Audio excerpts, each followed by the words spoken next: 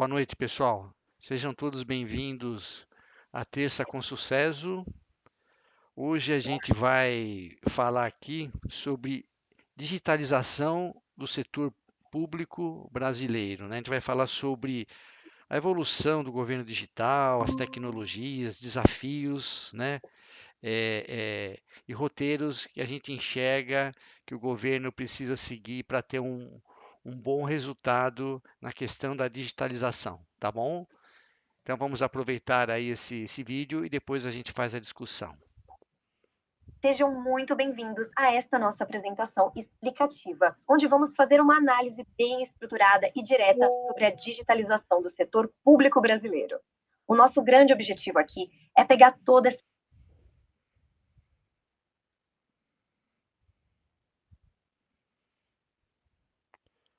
Acho que travou, Edson. essencial que os gestores e os profissionais da área tenham uma visão de ponta a ponta sobre como o governo digital está evoluindo, os desafios do dia a dia e, o mais importante, os passos práticos que precisam ser dados. Bom, vamos mergulhar direto nisso, certo?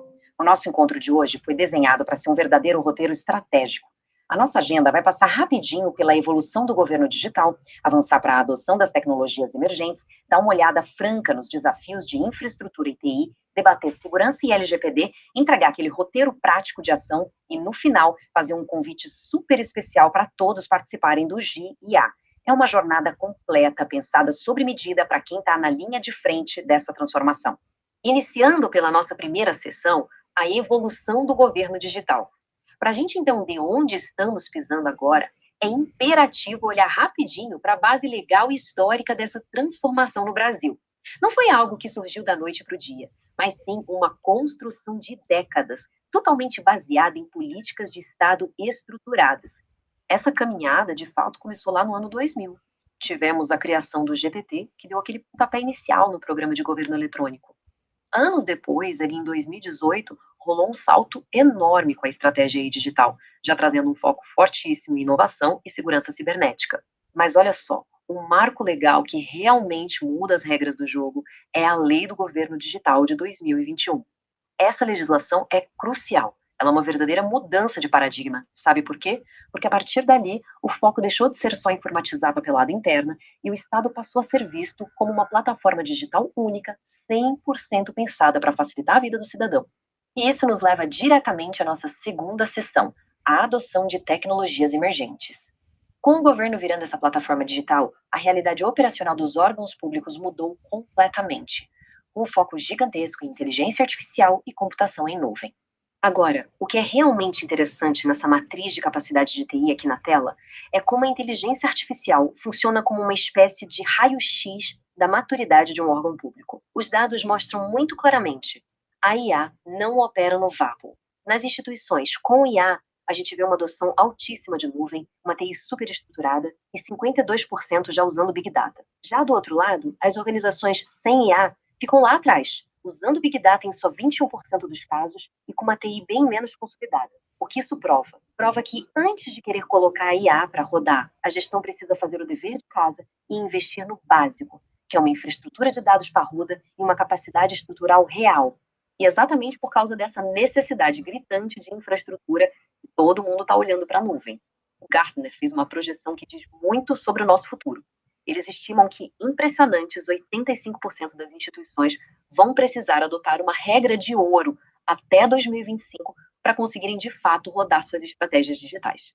Essa regra de ouro é o que a gente chama de Cloud First, ou nuvem primeiro.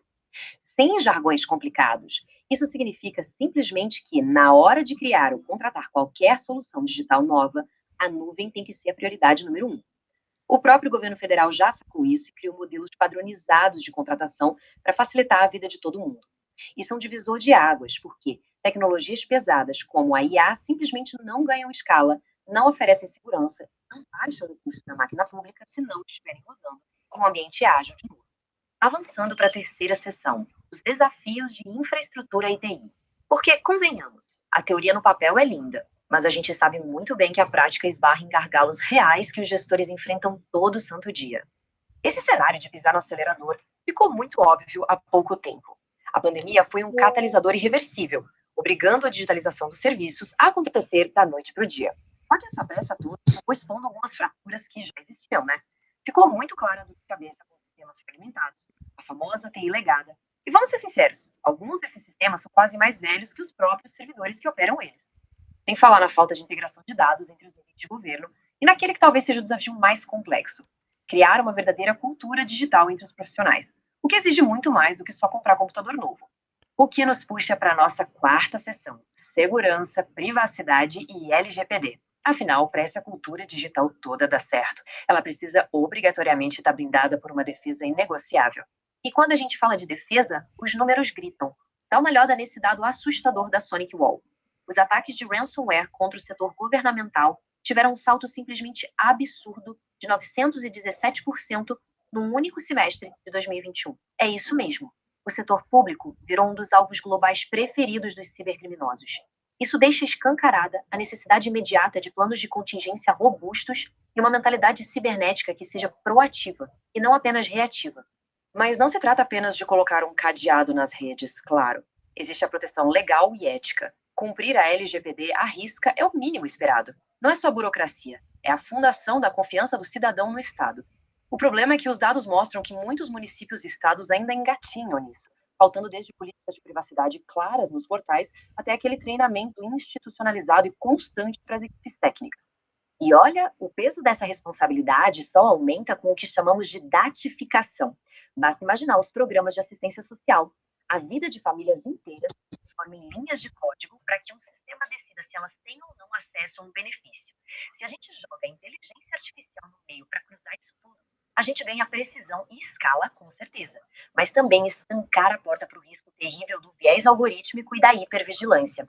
É dever do Estado garantir que esses dados todos não acabem excluindo ainda mais as pessoas em situações de vulnerabilidade.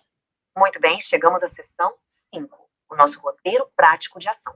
Porque o grande X da questão é como transformar toda essa análise de desafios e leis em coisas que realmente funcionam no dia a dia. Para isso, temos aqui um checklist super prático, totalmente alinhado com a estratégia nacional. Passo 1. Compartilhar soluções entre os órgãos para ninguém ficar perdendo tempo reinventando a roda. Passo 2. Adotar de vez o Cloud First nas licitações para garantir escalabilidade. Passo 3. Foco absoluto no treinamento das competências digitais dos servidores. E passo 4. Estimular a articulação entre as instituições públicas, as universidades e as empresas de tecnologia. E quando a gente afunila isso especificamente para a inteligência artificial, a barra sobe. Os gestores precisam garantir esse roteiro de 4 passos de governança, implementar planos de resposta a incidentes que realmente funcionem na prática, dar aquela qualificada prévia nas bases de dados, criar comitês de governança de TI que cobrem resultados e capacitar o pessoal, os operadores humanos. Nunca é demais lembrar que a tecnologia jamais vai substituir a necessidade da supervisão e do bom senso humano. O que nos traz à nossa sexta e última sessão. Participe do GIEM. Até porque toda essa transformação é um esporte coletivo. Por isso mesmo, faço questão de compartilhar as informações completas para que essa discussão não pare por aqui. Todos estão convidadíssimos a acompanhar o canal Terça com Sucesso, que acontece todas as terças-feiras das 19 às 20 horas. O tema atual desse ciclo é justamente a digitalização do setor público brasileiro. Faça parte do GIEM, acessando o link na tela. sucesso.org.br/grupo de interesse GIE de inteligência artificial. O e-mail direto para contato é sucessosoficial@sucessos.org.br. E reforçando também que esse material é elaborado para redes sociais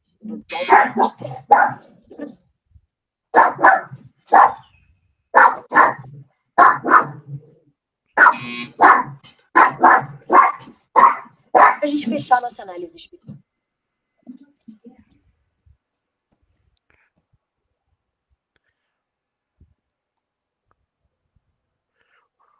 Opa, boa noite, Vladimir. Tá ouvindo?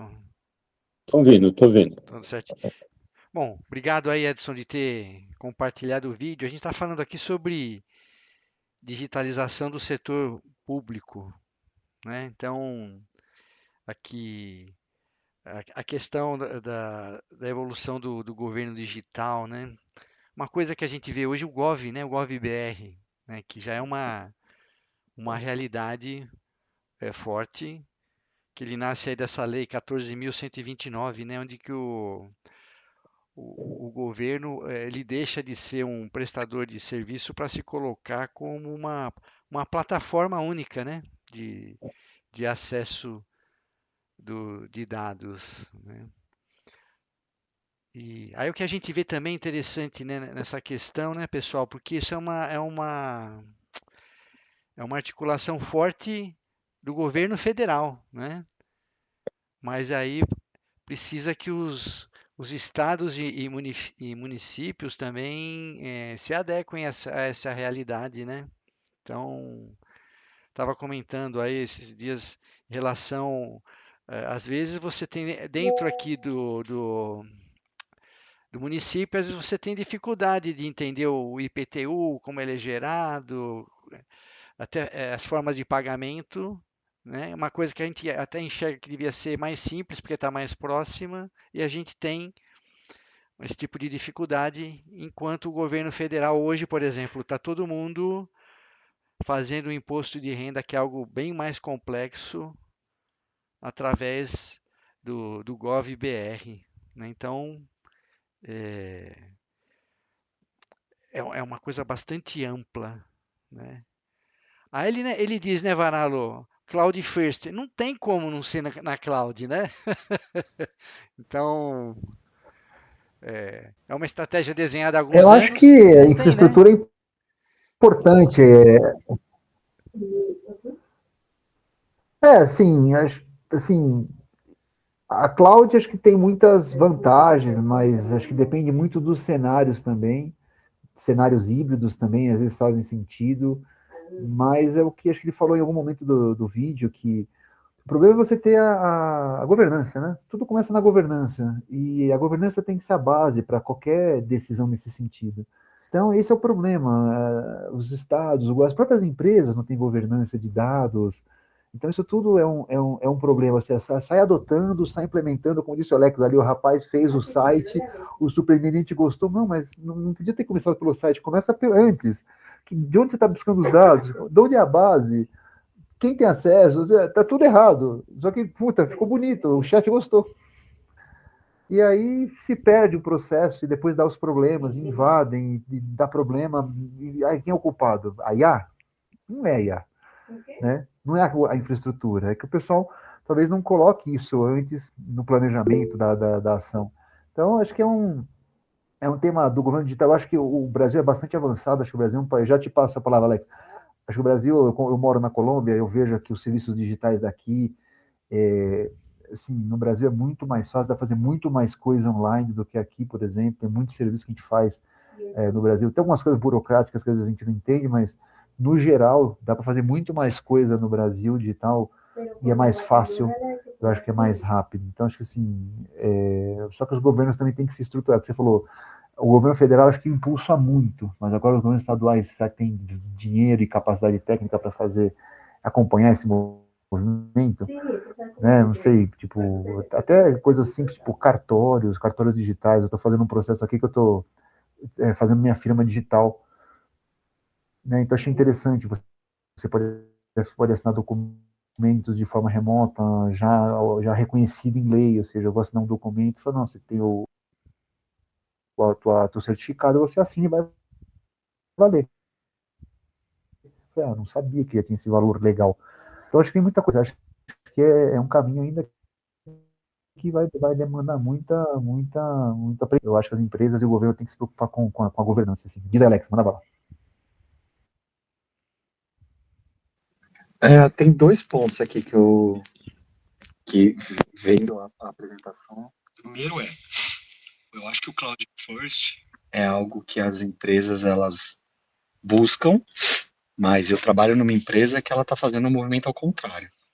Ela falou, não é Cloud First, porque a gente já viu experiências passadas, e eu e o Márcio, a gente trabalhou num banco que aconteceu de tipo, vamos voltar, porque a gente exagerou um pouco no custo da cloud. Eu acho que a IA vai passar pela mesma coisa, vai todo mundo querer gastar rios de dinheiro com uma porrada de LLM, e aí vai começar a ver que, peraí, eu mandei 10 pessoas embora, coloquei 60 agentes, os agentes custam mais caro que as 10 pessoas, faz sentido? Como é que você justifica pro board que você fez uma escolha de botar um agente que custou mais caro, né? Então, o ponto da cloud, eu acho que tem essa minha preocupação, e eu tô passando por essa experiência, que a gente olha muito se precisa de uma cloud ou se a gente pode fazer on-premise. E aí a gente está trabalhando com container, com soluções realmente escalável, mas a gente também negocia a história da cloud.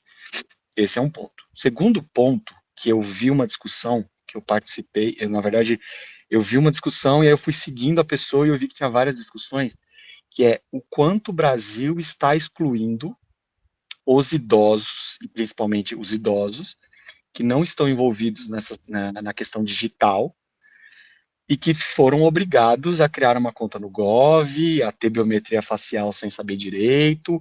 Parece que a senha do Gov, eu nunca tive problema, mas minha mãe já perdeu a senha do Gov, eu já escutei pessoas que perdem, então tem muito aquele negócio assim, o Brasil foi meio que goela abaixo, a pandemia eu acho que foi um divisor de água, acho que o que demoraria alguns anos, acabou em um ano a gente foi digitalizado, inclusive a história da conta, né, foi criada uma conta que é o Caixa Tem, porque a maioria dos brasileiros não tinha conta bancária para receber o benefício, então, assim, a gente deu conta bancária para muita gente que não usava porque não era digital, né? Então são esses dois pontos aqui que eu queria levantar. Só para complementar o que o Alex falou, essa questão do migrar para a nuvem ou voltar da nuvem, acho que tem vários aspectos aí, ou seja, quem avalia ou quem toma essa decisão de voltar, por exemplo, a minha dúvida é sempre se quem gerenciou a nuvem sabia de nuvem. Na minha experiência, quando a gente fala com empresas que migram para a nuvem, é caro, a gente fazia 3 perguntas e eles não sabiam responder. E vocês acham que a nuvem é cara? Então, o meu pergunta do custo de tudo TCO, né, que o pessoal fala da nuvem ou do on-premises, porque na nuvem você tem, né, equipes dedicadas de segurança, equipes dedicadas de infraestrutura, equipes dedicadas de base de dados, você tem toda uma equipe muito mais especializada. Aí, uma média empresa vai ter gente para fazer isso ou vai jogar na mão do gerente de TI, que vai ter que fazer o papel de tudo e não vai fazer? Esse é o problema. Então, você vai contratar um CISO, você vai contratar um CTO, você vai ter essa infraestrutura, você vai contratar externo, você vai contratar uma empresa para fazer?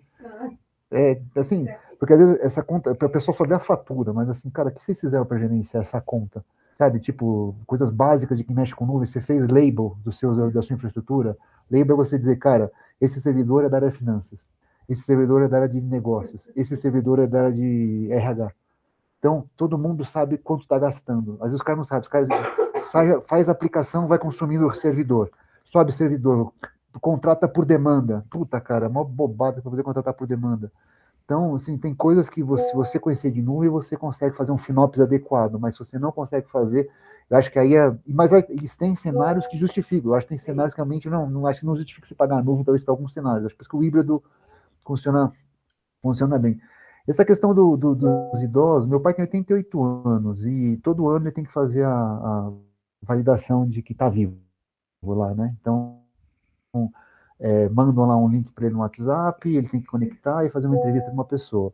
Eu ajudei ele a fazer as primeiras vezes, depois ele fez sozinho, assim, ele já se adaptou. Eu acho que é uma questão de não digo capacitar, com ter muito técnico, mas talvez ajudar essa terceira idade a entrar no mundo digital que precisa. Eu acho que assim, evita muitas fraudes, evita muitas coisas, mas talvez o meio, né, de como ajudar essa terceira idade em entrar nesses processos digitais, eu acho que isso podia ser melhorado. Acho que o próprio governo deveria ter, não sei, canais para isso de forma a ajudar essa galera a ficar mais tranquila e confiar mais no processo. Não fica aquela coisa, não é físico, eu não vejo, eu tenho medo, né? Tanto golpe hoje, meu pai não atende nenhuma ligação que não seja que alguém que ele conheça. Não, ninguém, manda um WhatsApp, já tentaram se passar por mim no WhatsApp, então assim, várias situações que eu falo, não, eu não atendo, não me interessa, no WhatsApp eu bloqueio. Então assim, ele já meio que se acostumou, ele morre de medo, mas ele se acostumou. Então eu falei, tá bom, pai, na dúvida não, e você me chama, e eu sou o suporte de TI dele, ele abre o chamado comigo e eu respondo ele lá. Então, a gente, mas ele se adaptou, mas acho que acho que é importante esse ponto, que a terceira idade tem que estar se adaptada, que acho que é importante, porque é o processo que precisa ter, né? Fala, Edson.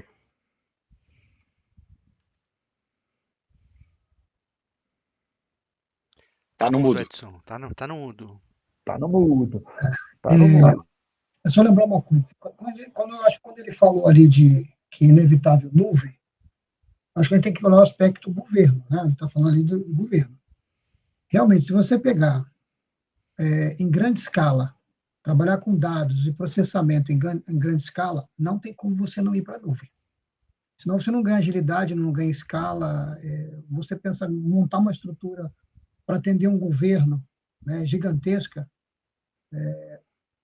é difícil você colocar tudo isso on-premise e acompanhar a evolução e a agilidade que isso precisa se você não fizer dentro de casa. Então, eu acho que ali, quando ele falou ir para a nuvem primeiro, é nesse sentido. Tá? Agora, ir para a nuvem não é só ir lá e contratar. O que eu vejo, já vi muita estratégia errada, de empresa grande também dar errado, é porque o CIO, o CTO está na moda ir para a nuvem, igual agora está na moda usar IA, aí vai lá e sai contratando e sai usando.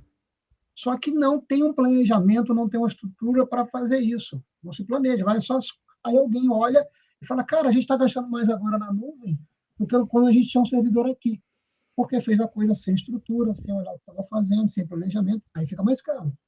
Então, eu cheguei a pegar um cliente no ano passado, ele queria ir para a nuvem, foi, ele tinha 2.000 usuários, e a gente falou, né, quando começou a dar problema, né, a gente fez uma reunião e eu achei muito interessante que o CTO da nossa empresa, na época, virou para ele e falou assim, cara, ir para a nuvem não é porque você quer, você não se estruturou, nem acesso à internet direito você tem, você está ainda contratando banda larga, né?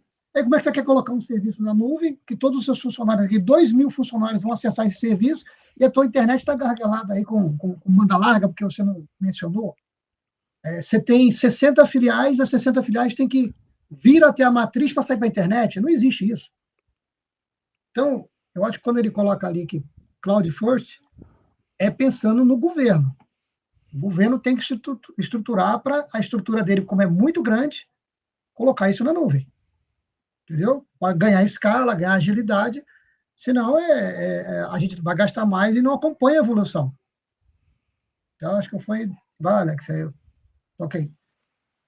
O ponto que me preocupa é que, por exemplo, a gente tem alguns critérios para decidir se a gente vai fazer dentro de casa ou se a gente vai tirar do on-premises e levar para a nuvem. Porque eu trabalho na parte de previdência privada da Caixa Econômica Federal.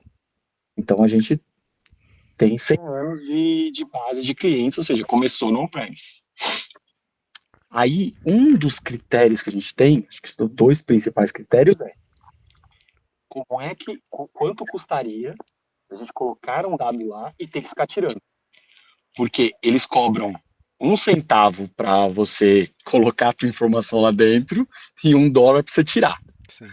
Que é claro, né? O cara vai ser esperto. Ele vai falar, não, pode colocar, vem que tá tudo certinho. Então, a gente coloca esse ponto e a gente coloca também na balança a arquitetura da aplicação. Por quê? Tem arquiteturas que é um monolito. Fala, eu vou precisar de um servidor parrudo que vai, como eu não tenho um microserviço, como eu não tenho uma arquitetura correta, eu não vou poder fazer downgrade, eu não vou poder, a aplicação está ligada lá, é um servidor parrudo gastando dinheiro. Se eu tiver microserviço, eu posso fazer um upscale, downscale, de madrugada, posso deixar um servidor só. Então a gente analisa, em outros fatores, a gente analisa exatamente isso, porque às vezes, é o que você falou, eu mudei para cloud porque está na moda. Mas eu tô pagando mais caro. Claro, você comprou uma máquina parruda que agora ele paga por hora. O taxímetro tá rodando. Quando você tá no data center, o data center não tá te cobrando por hora, ele tem uma conta fixa. Então, eu acho que por isso que a gente escutou muito FinOps, né? E cloud, eu acho que assim, tá bom, você vai para cloud, você vai ter uma área de FinOps. Você falou né, o Varalo falou das tags. Eu passei por isso na tag. A gente foi para AWS e não tinha tagueamento de nada. Aí falava assim, cara, como é que eu vou fazer billing desse negócio? Caos. Isso se chama caos. Aí depois você faz. Você vai taguear. Depois que Já tá explodiu a bomba, aí vamos fazer. Aí que tá, não planejou. O Edson falou, não planejou, migrou, aí começa a ter uns problemas. Depois você falou, tem que ter um FinOps, tem que ter alguém que entenda. Mas é isso aí, Alex. Acho que você é ótimo exemplo. Eu acho que o ponto é esse. Eu acho que quando a gente fala de governo, né, e ter o governo como uma plataforma de serviço central, é difícil não começar indo para a nuvem, né? Agora, isso esbarra na questão de ter a capacitação desse time. Então, por exemplo, eu tive até pouco tempo atuando numa empresa que era top aí de adoção de cloud, né? Então, é isso que o Alex falou, né? O discurso comercial é que o storage é muito barato e coloca tudo lá dentro, porque esse tipo de custo reduziu, mas é aquilo que o Alex falou, tem bancos de dados que você é 1 centavo para você colocar o dado lá, só que é 3 no seu valor atual, mas é muito caro de você recuperar aquele dado, né? E eu cheguei a conversar, inclusive, com fornecedores aí, né, na época, pessoal americano, porque o mercado foi inundado com uma série de tecnologias, de serviços, de bancos de dados, né? Eu até questionei, eu achei um banco de dados lá que seria bom para um tipo de aplicação, e o fornecedor falou, Márcio, a gente ainda não está usando esse banco de dados para uma aplicação tão crítica assim, né? Então, assim, né, é uma tecnologia a nível mundial, né? Que você olha ali na internet, nos folders, é maravilhosa, mas a prática ainda tem muita coisa ali que é inexplorada, né? Eu trabalhei com bancos de dados eu lembro de uma tabela que a gente fez uma alteração num parâmetro, né? Se não me engano, essa tabela num grande cliente aí deu uma alteração de custo de 9 milhões por mês. Uma única tabela, a gente mexendo num parâmetro de backup, tá bom? Que é uma coisa simples, que as pessoas não conheciam o serviço ainda. Então, quando você colocava aquele banco de dados, ele fazia o backup no ambiente de teste também. Ninguém sabia. Para que você está fazendo um backup tão caro no ambiente que não é crítico? Né? Então, eu acho que quando a gente fala de Gov, adotar cloud pega na questão de ter equipe capacitada, né? E uma coisa importante também que a gente comentou dos idosos, né? Mas quando a gente fala aqui o seguinte sobre inclusão ou exclusão digital. Então, a gente falou aqui dos idosos, né? Os idosos têm essa dificuldade, mas quando a gente fala dos nossos pais, das pessoas que a gente convive, eles ainda têm uma estrutura de apoio, né? Agora, quando você fala de pessoas com menos condição, com menos escolaridade, né? Um país onde aí mais de 50 milhões de pessoas aí ganham Bolsa Família. Como que essa turma vai se relacionar com esse tipo de serviço, né? E obter aí as vantagens que a gente espera que todo mundo tenha. Porque uma coisa que acontece hoje com os bancos, por exemplo, estão indo para o digital e as agências estão sendo fechadas. Então, quem não tem condição, né, de acessar o mundo digital está ficando sem agência, né? Então, imagina isso aí numa escala de serviços do governo e essas pessoas não terem condições, né? Como, como que se lida com isso num país com o porte do Brasil, né? Oi, Varalo, passo para você. Não, 2 comentários. Essa questão de migrar para a nuvem tem que ter o seu critério. Aqui na Colômbia, faz acho que uns 2 anos atrás, um dos principais provedores aqui chama IFX, que é tipo uma local web, da Colômbia. Eles tiveram um ataque de ransomware que atacou 30 entidades de governo, ficaram parados uma semana. Então, você imagina, um governo parado, porque a infraestrutura estava bloqueada. Então, tem que saber para onde vai migrar também, ou seja, na infraestrutura, o parceiro, tem que ser gente que conheça o negócio, e tem que ter esse cuidado, mas tem que ter gente que saiba avaliar para saber se parceiro é bom, se a infraestrutura é boa ou não.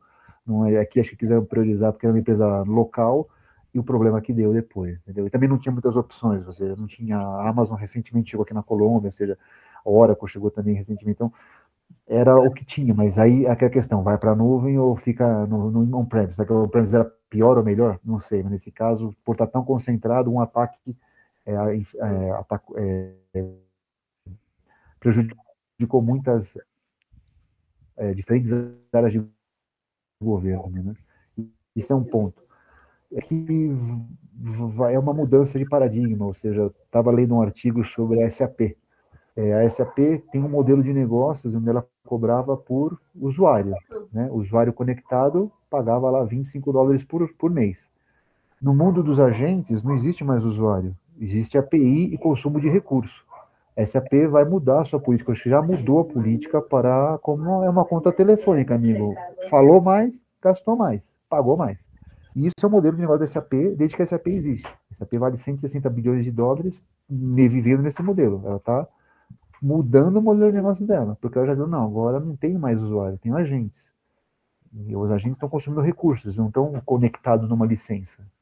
Então, esse tipo de análise de custos variáveis, esse tipo de por consumo, eu acho que vai ser uma tendência, e acho que as empresas, o governo também tem que estar preparado para isso, ou buscar modelos aí de negócio com as empresas para controlar melhor esses custos. Mas acho que isso tudo são mudanças de paradigmas de hoje aí, Márcio. A questão de governança que você colocou, né, Varal? Tem a questão da governança de dados, mas tem a governança do ambiente, né? Então, De infraestrutura, de ambiente, e de aí, base de dados. e aí você imagina um ataque em cima, né, de uma infraestrutura governamental, né? O risco que tem isso aí, o impacto que traz, né? E, e os custos, né, na cloud, é o que eu falo para você, os custos são elevadíssimos. é, é, Precisa ter uma governança muito forte, uma equipe muito antenada e a tecnologia também são tecnologias que elas evoluem muito rapidamente, né? Então, é, quem quem trabalhou com mainframe lá, os dinossauros do mainframe, sabe que é uma arquitetura que já está estabelecida com critérios de segurança, de governança, de billing, né, de restrição de acesso e uma série de questões ali que ainda em muitos ambientes mais modernos eles não têm ainda todas essas facilidades. Estão evoluindo cada vez mais, né? Então, é, criam-se novas ferramentas e nem sempre elas estão totalmente fechadas, né, protegidas e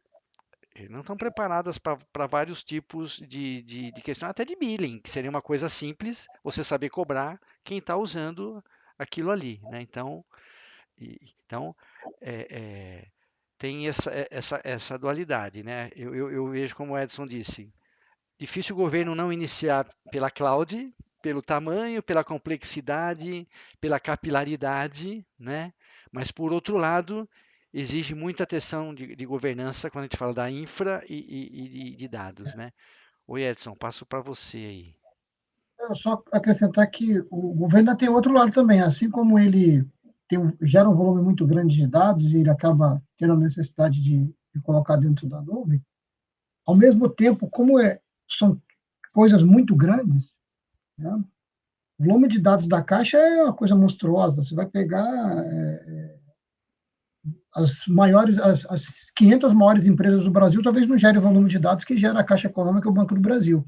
Mas isso também dá para eles, vamos dizer assim, a obrigação de olhar, porque às vezes ir para a nuvem vai ficar mais caro, ele tem que colocar dentro de casa, até por uma questão de segurança, né? É mais difícil, às vezes, ficar controlando se está na nuvem, na Amazon, do que ele colocar dentro de casa algumas estruturas. Então, de novo, a gente volta para aquela questão do planejamento, como você colocou, governança e planejamento. Se não tiver governança e planejamento, alguém vai fazer besteira. Ou vai deixar on-premise e vai estar gastando muito dinheiro na estrutura, ou não consegue se modernizar rápido. É outro problema do governo também. Você coloca uma estrutura local, para o governo ir lá e comprar uma ampliação de memória, tem que fazer um edital, gente. É complexo, ele tem que fazer um edital, negócio, tem regra para fazer, não pode sair comprando, né? Então, ele tem essa dificuldade também, que passa, de novo, pelo planejamento. Porque não é igual você pegar numa empresa privada, que o CTO lá tem um orçamento, decidiu, ele vai lá e compra. O governo, mesmo tendo orçamento, ele vai ter que passar por um processo licitatório, e aí, às vezes, a coisa até para porque ele não planejou lá com antecedência e não tem essa flexibilidade de agilidade. Coisa que no ambiente de nuvem, numa cloud, ele tem. Ele cria, não vai passar por... Ele já contratou. Os contratos públicos já prevêem, já contratei, eu tenho flexibilidade de estar, no mínimo, aumentando o meu contrato em 25% sem fazer uma nova licitação. Eu vejo, às vezes, também o governo comprando algumas coisas que nem precisava. Eu já vendi muita coisa para o governo que não precisava ele comprar, ia ser mais barato ele fazer internamente, e a resposta foi: não estou olhando agora, estou olhando na hora que eu tiver uma emergência. Se eu tiver que comprar, eu só vou fazer um aditivo do contrato. Se eu for comprar e for meu, eu não tenho essa capacidade de fazer isso, eu vou ficar devendo para o usuário. Tá? O seu Cleito chegou agora, vamos ouvir a palavra do Cleito. Isso, boa noite, Cleito. A gente está falando de Boa noite. digitalização do setor público aqui, de o GovBR, né? O governo como uma plataforma única de acesso, né? E aí, né, Edson, tem a questão, a questão da exclusão digital, né? Tá todo mundo indo para o digital, e a turma que não tem cultura, não tem recurso, né? E a gente falou da questão dos idosos também, né? Então a gente teve aí a questão de fraudes aí, né? Em consignados dos idosos, né? Então você vê, dá-se uma facilidade para eles, né? Em teoria, uma facilidade dele ter ali no mundo digital os acessos à aposentadoria. Mas também E a cria falta um de caminho de controle. fraude. Então ali, de certa forma, Mas parece eu que, acho, né? Márcio, que não foi a minha percepção, tá? Nessa digitalização, acho que o problema não foi as pessoas não saberem usar. Foi os sistemas serem frágeis a ataques. Né? Então, e a golpes, mas acho que um golpe ou outro só acontece, mas a massa mesmo, o volume alto de dinheiro, que os golpes grandes que aconteceram nisso foram via roubo mesmo do governo, né? De políticos envolvidos, de pessoas envolvidas, por quê? Porque não tem governança em cima das plataformas. Então não é por uso dos idosos, por uso, porque isso aí tem roubo, sempre vai ter. Se em banco os caras roubam, imagina, né, coisa do governo. Eu acho que o golpe maior foi a falta de governança, né? Igual a gente estava discutindo na última reunião. Ser punido o CPF, né? Enquanto o CPF ele não for punido, né, ali, e ser obrigado a ter um CPF, esse CPF não ser punido por isso não vai resolver, entendeu? Então, assim, você é o responsável por segurança? Então, beleza, se deu uma merda, eu vou no seu CPF. Então eu não aceito a vaga. Então ninguém vai aceitar a vaga. Não, ninguém aceita a vaga, acontece. Automaticamente tem coisa errada naquela empresa, né? E aí eles vão ter que arrumar. Força, entendeu? Força a coisa a evoluir. Do jeito que tá, o governo não é multado, cara. Então, assim, o gov.br é o órgão que mais vaza dados do povo brasileiro, na verdade, né? É o que mais é o ponto mais frágil de todos. E todo mundo cadastra lá, porque é igual imposto de renda agora. Você põe lá, você puxa a sua capivara inteira. Então ferrou. Então acho que é isso, né? A minha percepção, né? Que o grosso vaza não por usuários finais, mas por dentro, né? Sangra por dentro, não por fora. Né? Então, acho que o ponto crítico que a gente diz aqui, né, em relação a essa digitalização é governança, né? Governança de Acho que é infra, unânime de todo mundo. go- Governança. é a governança de infra, dos dados, dos serviços, dos custos envolvidos, né? Isso daí parece que está acima das dificuldades técnicas, né, de barreiras assim, de interligação com estados e municípios. O que a gente vê é que tem que ter algo muito forte em termos de governança. Porque senão, né, Cleiton, quando você dá uma fatia desse tamanho, né, quando essa cai na mão de pessoas mal intencionadas ou um sistema que tem muita fragilidade, você está abrindo portas, né? Está abrindo a porta para uma coisa não correta acontecer, né? E eu acho que é de propósito, bicho. Isso que é o pior. Isso que é o pior, que eu acho que é de propósito, porque é tão gritante, né, a falta de governança que você consegue resolver tão simples, sabe? Com Sim, softwares não tão caros, assim, nada de outro mundo, e, e, e não é feito. Então, para mim, isso aí é meio que já feito para dar caca, né? É igual o Pix, né? O Pix é uma puta de uma solução, assim, maravilhosa.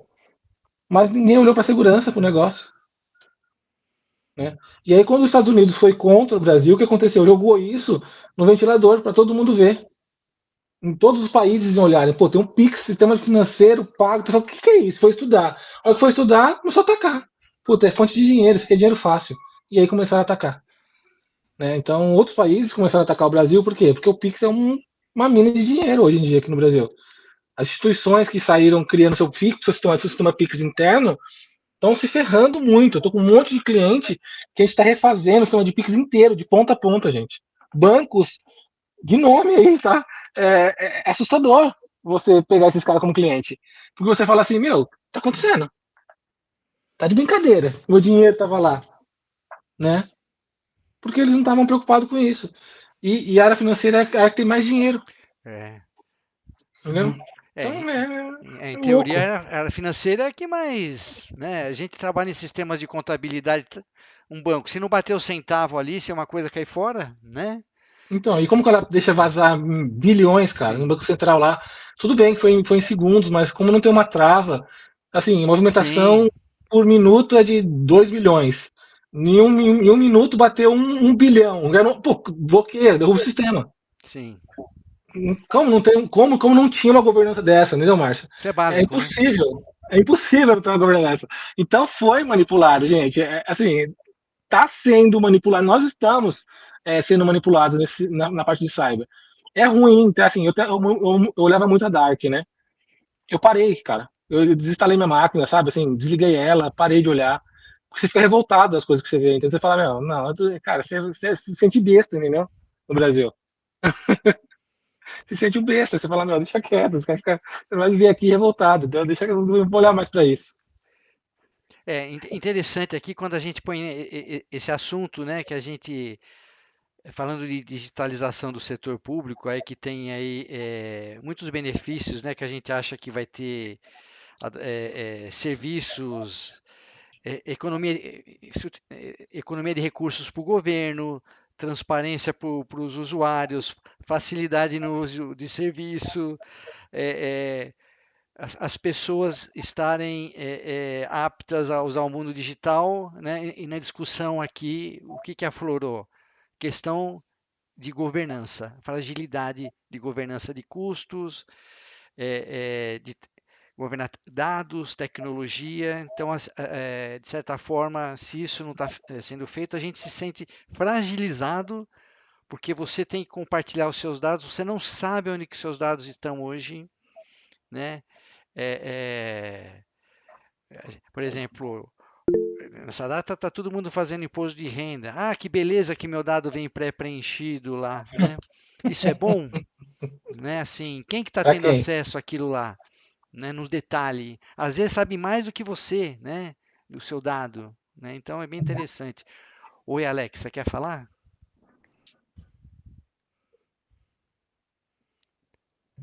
Alex, Se você está falando, está no mudo. Ou ele levantou a mão aí sem querer. Ele levantar a mão sem querer. É. Mas Agora, beleza. é interessante esse ponto que o Cleito colocou, porque o maior roubo que a gente teve aí na história dentro do governo não foi um ataque de ransomware, não foi o cara lá da Rússia, da China que invadiu o sistema do INSS e roubou o dinheiro, né? O ataque veio de dentro. É de dentro. De dentro. Então, a governança, os caras foram lá e botaram empréstimo para quem queria. O próprio Banco Master também tem uma conta gigantesca lá de um monte de gente que ele Gente, colocou um é empréstimo só olhar e assim, nada contra o governo Lula, não sou direita, não sou esquerda, não sou nada, mas é só ver o que eles fizeram agora com os taxistas, com os mototaxistas agora, ganhando de não sei quantos bilhões para os caras financiarem moto e carro lá. Cara, não faz muito sentido para mim aquilo. Se você for ver, quem ganha dinheiro é só o banco ganha dinheiro. É. No final lá, o dinheiro é mínimo para os caras na ponta, né? Eles vão pagar até mais caro, porque não reduziu, então, ó, quem for nesse setor, eu vou reduzir as taxas de juros. Só juros não, eu vou reduzir os impostos para esse cara. Você não paga imposto. Quem comprar isso aí não paga imposto. Vê se ele quer fazer isso.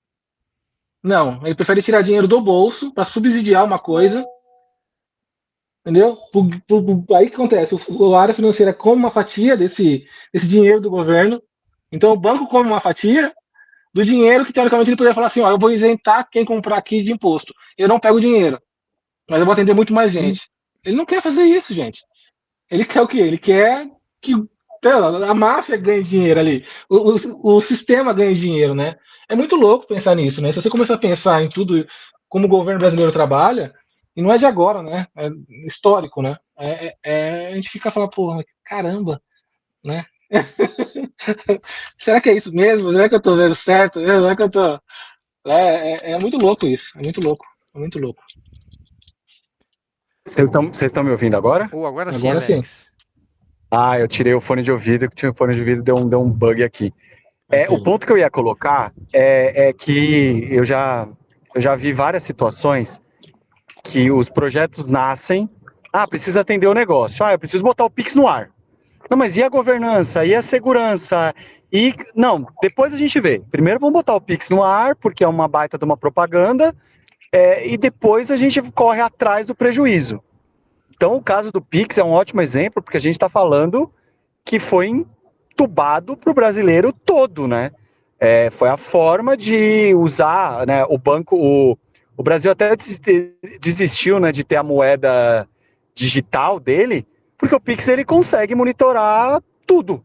Então, se ele já jogou todo mundo para o Pix, a maioria para o Pix, tanto que a Mastercard, os Estados Unidos está brigando, é uma briga comprada pela Mastercard e pela Visa, porque eles descobriram que você não vai precisar de cartão de crédito. Né? Vai ter Pix por aproximação, e depois a gente corre atrás da segurança. Mas espera aí, toda a segurança, o PCI, por exemplo, por que não tem PCI por Pix? De cartão geraram um monte de Pix, eles não pensaram nisso, né? Então é mais esse ponto que eu queria colocar.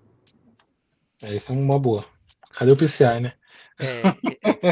Na verdade, né, Alex, quando a gente fala de um negócio feito por uma empresa particular, né, a gente vê que existe, no primeiro instante, ela quer correr atrás de viabilizar um negócio, tecnicamente, e depois ele vai até atrás da segurança, eu já vi esse movimento, né? Começa, deixa eu viabilizar o negócio e depois eu fecho as portas aqui.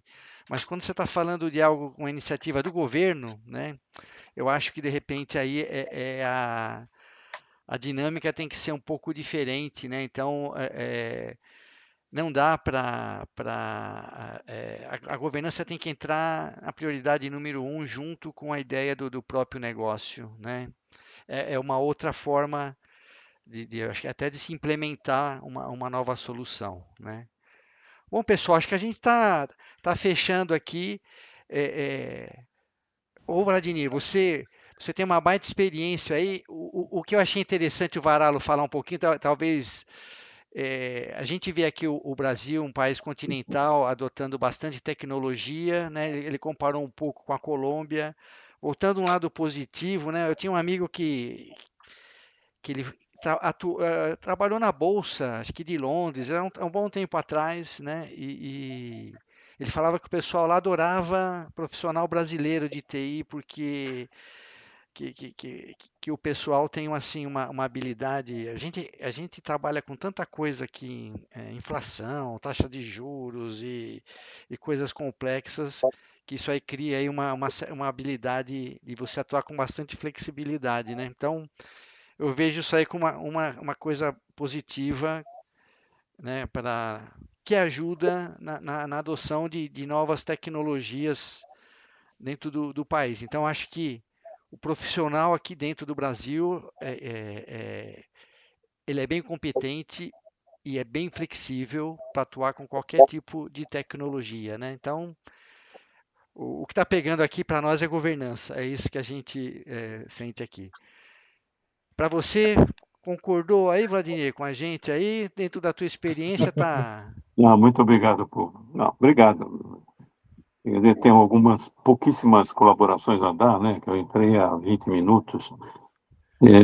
Bom, primeiro o assunto ligado aos velhinhos, né? As pessoas com menos experiência digital que têm que entrar nos sistemas. Olha, a gente está habituado, nós não somos a maioria daqui do Brasil. A gente está em São Paulo, no Sul Maravilha, onde os velhinhos pode ter até o benefício de ter um filho, um neto que pode ajudar. Mas eu não acredito que esses velhinhos tenham esse benefício, sei lá, a 200 quilômetros de São Paulo, para não ir mais longe, sul de Minas, não sei. Numa cidade pequena, as coisas não são tão fáceis. Eu tenho dificuldade de trabalhar com e-government. Sim, eu tenho. E, né, você, Márcio, sabe há quantos anos eu estou nessa estrada, né? Desde 1972. Quer dizer, e para entrar, de vez em quando bloqueia a senha e tal. Então, não é assim tão fácil, né? Quanto a usar a nuvem e não usar a nuvem, aí eu recordo até há 6 anos atrás, ou qualquer coisa assim, eu fazia parte da administração e conselho de julgamento dos trabalhos do eFinance. O Márcio deve lembrar, né, que era um prêmio muito importante e tal. E onde tinha, vamos dizer, um dos troféus era dado para o assunto ligado a banco de dados. Realmente, há poucos anos atrás, realmente teve acho que uns 3 anos, aproximadamente, 3 ou 4 anos, onde tinha isso, o banco ia para a nuvem. E daqui a pouco o banco fazia lá, você escrevia os trabalhos, né? Escreveu o trabalho, eu fui para a nuvem, olha que bacana que eu sou. E daí, 2 anos depois, ele diz, ó, saí da nuvem, olha aqui. Então, ele ficava, né, indo e voltando. Então, é um assunto que ainda não terminou, ainda vai precisar continuar aí com os debates, e cada empresa tem que achar a sua solução e seu fornecedor, né, e seu fornecedor. E aí, uma empresa menor, talvez não tenha essa capacidade tão fluida de ficar à vontade para escolher fornecedores, enfim. É uma empresa menor, também fora de São Paulo, né? Não estamos falando de grande banco, estou falando de uma pequena metalúrgica que tem um montão de clientes e tal, e foi para a nuvem, pronto. Essa pode estar em dificuldade. Enfim, me lembrei desses pontos aí, que é mais uma experiência passada, e, enfim, gostei. É um debate que não terminará nunca, né? Nunca, nunca. Ok, que continuemos a conversar e a aprender, né? E a aprender. Bacana, bacana o tema. Muito bom. Legal. Obrigado, Vladimir. Bom, pessoal, acho que a gente está chegando no final aqui, né? Bem interessante a conversa, porque quando a gente fala, né, nessa questão, a digitalização do setor público, ter uma plataforma de serviços, transparências, redução de custo, eficiência, mas quando a gente olha a questão, a realidade ainda tem uma forte preocupação com governança e exclusão digital, seja aí de pessoas menos favorecidas, que estejam fora dos grandes centros, seja dos idosos, né? A questão de ter aí mecanismos dentro se o governo está criando uma própria plataforma e ele está deixando fragilidades abertas dentro dessa plataforma. Então, assim, essa é uma questão que traz bastante preocupação e eu acho que isso enriquece muito essa discussão e quando você fala dos problemas que realmente existem, você está ajudando de alguma forma a chamar atenção para solucionar, tá bom? Então eu acho que valeu muito a conversa aqui. Alguém quer falar alguma coisa? Tá tudo certinho? Então acho que a gente pode ficar aqui para todo mundo ter tempo. Acho que tem gente que está fazendo ainda o imposto de renda no EGOV. Depois dessa conversa aqui, fala, ah, Jesus, né? Como que. Mas vamos lá, vamos acreditar. Vamos acreditar. Muito bom. Valeu, Márcio. pessoal. Boa semana para todos aí. Até a próxima terça, boa semana. Valeu muito. Boa semana. Até mais. Tchau, tchau.